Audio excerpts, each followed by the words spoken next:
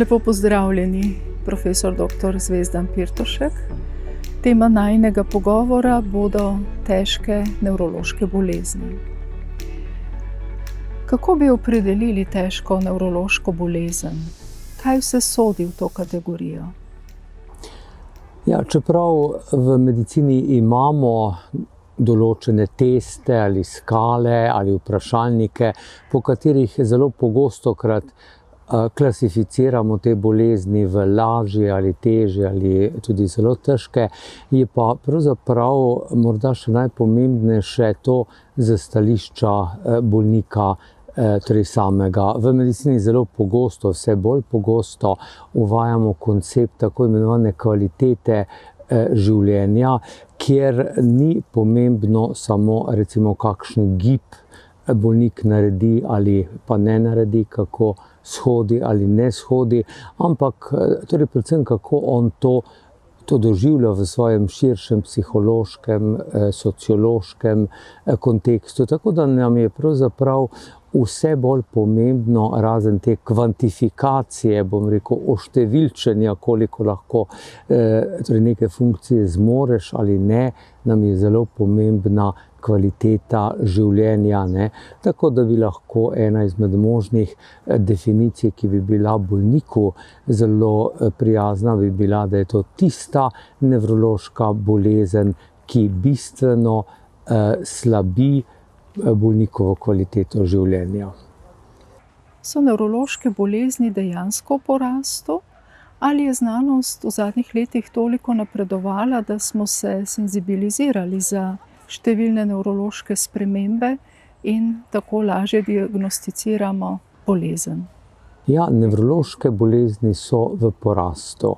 Vzrok temu je pravzaprav večkraten, in sicer najprej je zanesljivo to, da so mnoge nevrološke bolezni vezane za starejšo dobo, za tretje obdobje življenja, zlasti tiste tako imenovane progresivne, napredujoče, in ker imamo vse daljšo življenjsko dobo, spomnil bi nas vse, da je recimo leta 1907 ali 1908, ko je bilo veliko štetje tukaj v teh krajih, bila povprečna življenjska doba pod 50 let. Naše babice in prababice niso v povprečju dočakale 50. leta. Danes je seveda povprečna življenjska doba okrog 80 let, za ženske nekoliko več, torej za moške kakšno leto ali dve manj. No, in ker so te nevrološke bolezni v veliki meri vezane na staranje, so seveda zelo v porastu.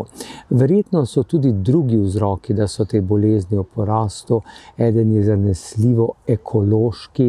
Mi vemo, da pri mnogo boleznih, ki nastajajo več let, recimo Alzheimerjeva demenca ali Parkinsonova torej bolezen, da je pravzaprav okolje, nekaj je v okolju, ne vemo še točno kaj, kar pride po vsej verjetnosti skozi nos, skozi to, kar vdihamo, ali to, kar pojemo, in sproži v starajočih se možganih nevrološko bolezen. Potem naslednji vzrok je zanesljivo tudi naš spremenjen slog življenja. Mi vemo, da tako možganska kap, kakor tudi demenca sta močno vezani na to, koliko se gibljemo ali ne, koliko spimo ali ne, koliko živimo v stresu ali ne, koliko pojemo nevarnih torej maščob ali ne. In to življenje se nam je seveda v 21. stoletju temeljito spremenilo od časa paleolitika, ko smo lovili še bizone, ali pa potem torej neolitika, ko smo morali na polju vzgajati žita razna. Tako da tudi ta spremenjen slog življenja terja svoj davek. V prvi vrsti pa bi rekel predvsem ta ura, ki tiktaka v vseh nas, ura staranja. Kako po vaših izkušnjah diagnozo doživljajo oboleli? Kako vpliva na njihovo življenje?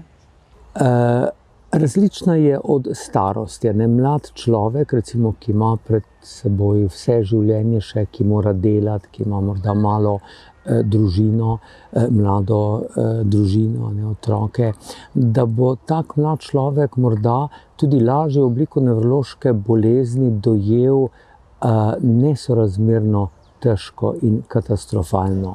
Da bo pa recimo nekdo, ki je dobil to nevrološko bolezen v svojih 60-ih, 70-ih letih, pravzaprav jo vzel bolj mirno in se nekako prej soočil z boleznijo in tudi z vsemi možnostmi, ki jih pravzaprav človek v življenju ima, da se bori z to nevrološko boleznijo. Zelo je odvisno seveda tudi od hitrosti, kako hitro ta nevrološka bolezen poteka. Če je to ena nevrološka bolezen, ki poteka mnogo let, kot recimo Parkinsonova bolezen, seveda nekako lažje skozi več pogovorov, torej zdravnik, morda psiholog, bolniku pomagata skozi te začetne faze. Če pa je bolezen tako hitra, da pravzaprav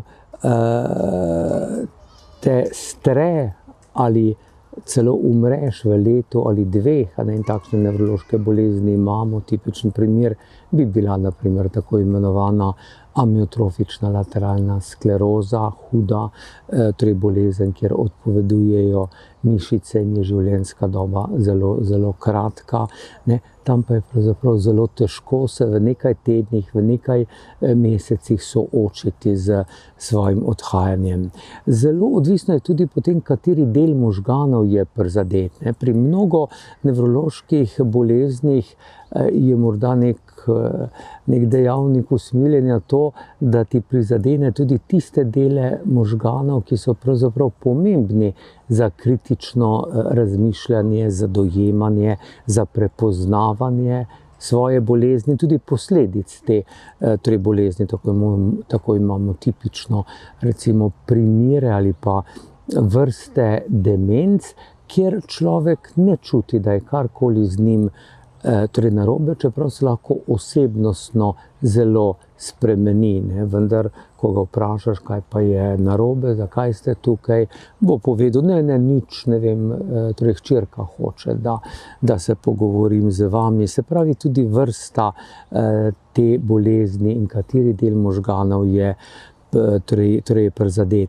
Na splošno, če pa skušava generalizirati, pa moram reči, da so seveda nevrološke bolezni ene izmed najtežjih, ne nazadnje zaradi tega, ker te večinoma oropajo tistega, kar je tako zelo pomemben sestavni del tvojega jaza, tvoje osebnosti. To je, da se lahko gibam, da se lahko izražam, da lahko govorim, da lahko se spominjam svojega življenja, da lahko razmišljam, da lahko kot enakopraven človek sodelujem v družbi, ki sem jo leta ali desetletja gradil in mi zdaj ni vseeno, kakšna je. Tako da nevrološke bolezni ljudje težko doživljajo, verjetno dostikrat dosti težje kot pa nekatere druge bolezni. Kaj pa družinsko okolje? Tudi tja se zarežejo posledice bolezni. Kako vpliva to na življenje družine? Ja, veste, še pred nekaj leti smo zdravniki in medicina smo posvečali vso svojo pozornost pravzaprav bolniku. Tam smo bili zaradi bolnika. In nekako nismo opazili, da njegov skrbnik ali skrbnica, ki mora za tega bolnika skrbeti 24 ur, ki ga mora dvigovati, ki ga mora hraniti, ki mora uganiti, ker ne more govoriti, kaj si želi ali česa si ne želi. Da je pravzaprav ta skrbnik, ki je nemo sedel ob bolniku, medtem ko smo se mi posvečali zgolj bolniku, da je ta skrbnik popolnoma izčrpan, da je dostikrat na robu depresije, da se tudi njemu razvija recimo ulkus na želodcu ali sladkorna bolezen ali neka druga s stresom povezana motnja. Spoznali smo, da pravzaprav je kronični stres nekaj zelo težkega, nekaj, kar pri nekaterih bolnikih oziroma družinah bolj prizadene skrbnika, kot pa bolnika samega. Bolnik včasih je sposoben nekako filozofsko dojeti svojo usodo, se z njo torej sprijazniti, nekaj narediti iz svoje situacije. Dostikrat so skrbniki tisti, ki to veliko bolj težko sprejmejo ali pa so preprosto fizično izčrpani, ker morajo biti 24 ur ob bolniku.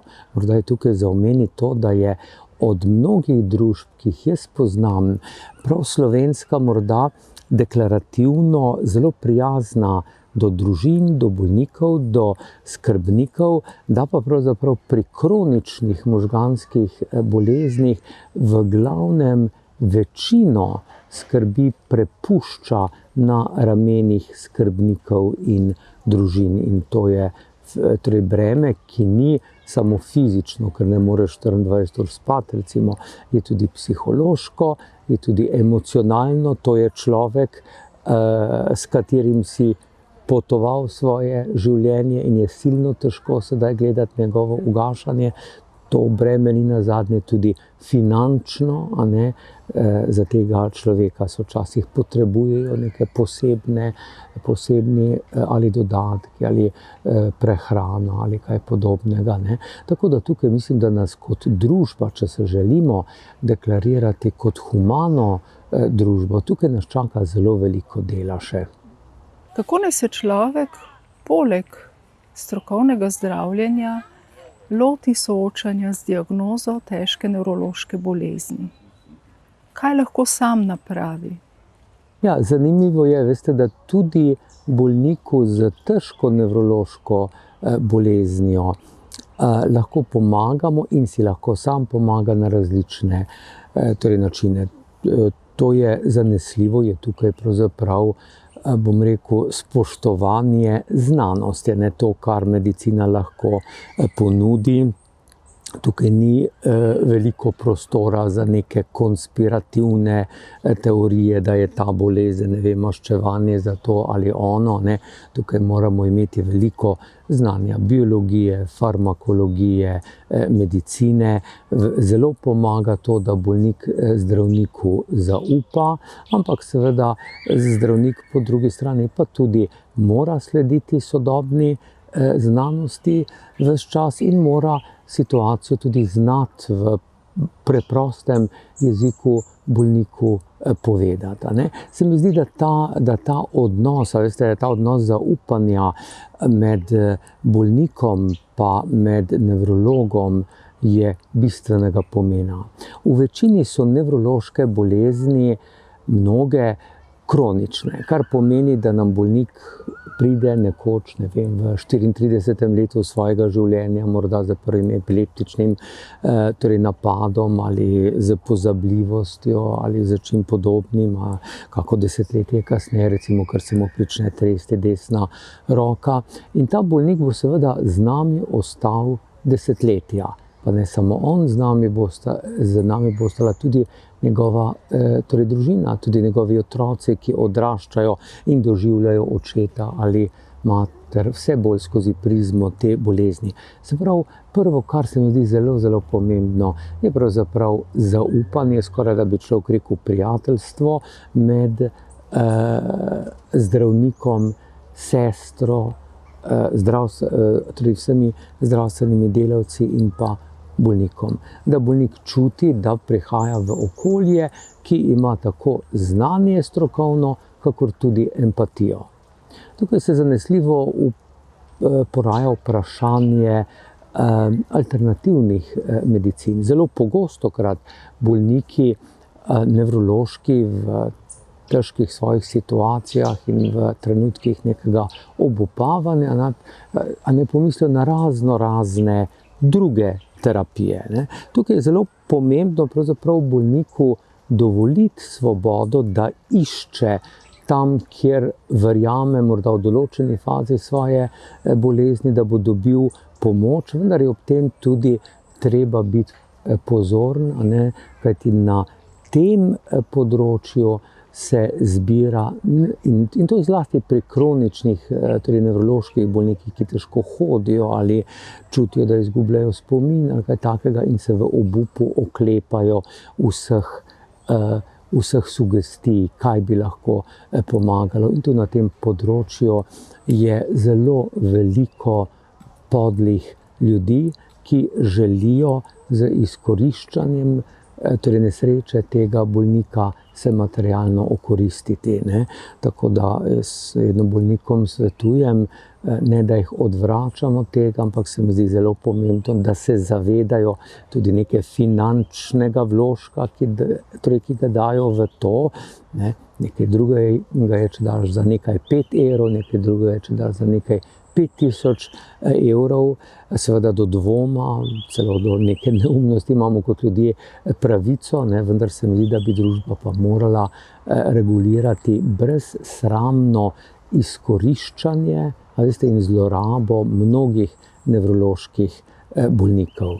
Ne, in če sem rekel, recimo, da je prvi pogoj to zaupanje med zdravstvenim delavcem in pa med bolnikom, ne, je zanesljivo zelo pomembno tudi nek dotik z filozofijo življenja. Veste, ko te čakajo leta ali morda desetletja življenja, ki ga nisi bil navajen, življenja, ki bo odslej na vozičku morda, ali življenje, ki bo zelo odvisno od tega, da te bo nekdo hranil, ali življenja, kjer se ne bom mogel izražati, ne? Ali življenja, kjer se ne bom spominjal, kaj se je zgodilo pred 1 uro. Takrat je seveda zelo pomembno, da skušam resetirati svoja pričakovanja, resetirati svoje vrednosti, a ne? In tukaj je zelo pomembna recimo pomoč družine, educirane, tudi družino je treba vzgajati, ne? Potem pomoč psihologa, če je potrebna, predvsem pa seveda tudi pomoč neke zrele k znanju, empatiji in humanizmu obrnjene družbe. Vse to so stvari, ki bodo pomagale torej bolniku, da se bo soočil. Potem pa seveda tudi v mnogih nevroloških boleznih je slog življenja, tisti, ki presenetljivo veliko lahko pomaga, ne. Danes recimo, zdaj smo leta 2020, pravzaprav zelo, zelo učinkovite, dramatično učinkovite terapije za demenco ali pa za parkinsonizem recimo nimamo za nekatere oblike parkinsonizma. Vendar lahko ogromno naredimo, si podaljšamo kvalitetno življenje, si podaljšamo tudi leta življenja, si izboljšamo kontakt torej z ljudmi, ki so okoli nas, če morda izboljšamo 7, 8, 9 področij torej življenja, ne. Eno je izjemno pomembno, kolikor je le možno telesno gibanje, ne. To smo se zdaj naučili v zadnjih letih, da ko gibamo fizično, ne, da se nam izloča v možgane ena posebna snov, ki pravzaprav spodbuja možganske celice k tako novemu nastajanju možganskih celic, kakor tudi k bolj učinkovitemu delu teh, ki so morda mejno bolne, ki še niso uničene, ne. To je zelo pomembno, fizično torej gibanje je zelo pomembno.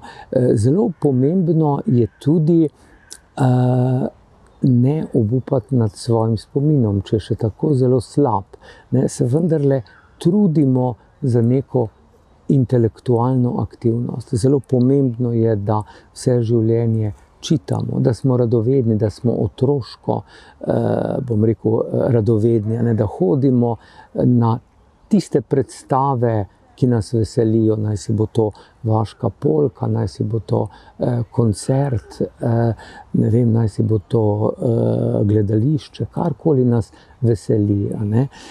Zelo pomembno je s tem v zvezi, da se socialno ne osamimo. Večina nevroloških bolezni pravzaprav človeka zlahka potisne na neko pot navzdol k izolaciji, k osami, se me nihče ne mara, se ne znam to dobro povedati, se ne bom spomnil niti imen, in ljudje so vse bolj osamljeni. Vse bolj se zapirajo v čedalje ožji krog svojega mesta, svoje vasi, svoje hiše, svoje sobe. In vendarle se kaže to, da če si znamo najti socialni stik in če ga vzdržujemo in ga spoštujemo in ga torej cenimo, da se nam bo to zelo povrnilo. Seveda, mnogo mojih bolnikov, recimo pri 80., 90., zdaj vse bolj pogosto tudi že skoraj da 100. letu, pravi, ampak poglejte, žena mi je umrla pred 10 leti, hčerka mi je pred 5 leti zaradi raka umrla, jaz sem sam, nimam več sošolcev, eden je v domu, en je dementen, kaj je tu zame? In tako izmučen človek, pa ostarel, pa bolan, nevrološko, resnično nima več energije, da bi iskal socialne stike. Zato je tako zelo pomembno, da mi, družba, medicina, socialni centri, sosedje, sorodniki, neznanci, da vsi pomagamo pri tem vključevanju nevrološkega bolnika, zlasti starejšega nevrološkega bolnika, za katerega je nekoliko slabše poskrbljeno kot za mlajšega nevrološkega bolnika iz razumljivih razlogov, da ga vrnemo v družbo. Se pravi, ta socialni stik. Potem naprej, kar se kaže kot zelo pomembno, je področje stresa. Mi vemo, da je stres, kratkotrajni stres, pravzaprav zelo koristen. Naredi nas, da se znamo boriti, da znamo skozi življenje korakati z nekimi svojimi vrednostmi in cilji, za katere se je treba, bom rekel, včasih tudi boriti. No, vendar kronični stres, tak, ki traja mesece ali leta, pa v nas dobesedno ubija možganske celice, zlasti tiste celice, ki so zelo pomembne za spomin in ki se kasneje lahko kažejo kot ena bolezen, ki se imenuje demenca. Se pravi, zelo je pomembno, da se izogibamo stresu. Zanimivo je, da seveda staranje samo prinese nek fiziološki mehanizem, da smo praktično manj pod stresom. Govorim za zdravega, torej starostnika. Študije jasno kažejo, da smo večinoma v 40. letu svojega življenja veliko bolj depresivni, veliko bolj pod stresom, kot pa recimo v 65. ali pa v 70. Iz nekih razumljivih razlogov nimamo več groznega šefa, ni nam treba jutri do 8 oddati tega in tega poročila. Otroci so že izven pubertete in če kaj nam zdaj pomagajo in podobno. Se pravi, starost sama po sebi prinese eno blažilnost izogibanja stresa. Kaj pa, če se stresu preprosto ne moreš izogniti? Če skrbiš za sorodnika ali prijatelja, ki ima diagnosticirano težko nevrološko bolezen, to praktično pomeni, da si ves čas pod stresom, ko skrbiš zanj. V tem primeru je zelo pomembno, da si skrbnik ali bolnik pomagata sama, tako da poiščeta mir v tisti aktivnosti, ki pomirja njuno dušo. Za nekatere bo to joga, za nekatere bo to molitev, za nekatere bo to sprehod po gozdu, za nekatere bo to maraton. Skratka, moramo poiskati pomoč in se izogibati stresu. In ko pomislimo z perspektive svojega življenja, dostikrat bomo videli, pa se spominjamo recimo 20-30 let nazaj, da je v bistvu v življenju zelo malo tistih stvari bilo na naši poti, zaradi katere se resnično splača vstopiti v globok stres in si uničevati, bom rekel, svoje telo in svojo dušo. Kar je zelo pomembno, je tudi prehrana. Danes mi vemo, da prehrana ne samo, da se dobro počutimo pri boljši prehrani, danes ena znanost, ki se imenuje epigenetika, jasno kaže, da od tega, kako se bomo zdravili, bodo odvisni mnogi fiziološki procesi v našem telesu in v naših možganih, in nekateri od teh se bodo celo zapisali v našo gensko strukturo, znanje, ki ga pred nekaj leti še nismo imeli. No, za večino nevroloških bolezni je recept relativno preprost, z dvema besedama bi ga poimenoval mediteranska dieta, se pravi veliko zelenjave, veliko sadja, veliko oreščkov, olivnega olja. Mislim, da poslušalci danes so pravzaprav že zelo izobraženi, in ko hodim po Sloveniji, sem prijetno presenečen, kako veliko ljudje pravzaprav vedo in tudi upoštevajo to o dieti. No, se pravi gibanje, intelektualna dejavnost z otroško radovednostjo, potem izogibanje stresu, potem mediteranska dieta. No, in nekaj, kar nam je tudi znano šele v zadnjih letih jasno pokazala, je vpliv spanja. Vpliv spanja smo zelo dolgo zanemarjali. Sem zanesljivo tista generacija, ki smo pravzaprav, naprimer zdravniki mladi, s ponosom drugemu povedali, da včeraj pa nič nisem spal, oziroma sem samo za pol ure zatisnil oči, in smo občudovali recimo sicer napačne pripovedi recimo o Napoleonu, ki pa je lahko spal samo 3 ure. No, temu ni bilo tako. Ampak kar so študije jasno pokazale, je, da naše telo in naši možgani potrebujejo določeno število ur. Preprost recept bi bil naprimer od 7 do 9, čeprav so tu individualne razlike. No, in tudi študije kažejo, da niti ni dobro močno presegati to, niti ni dobro močno biti neprespan. Ena neprespana noč ti prav tako uničuje možganske celice.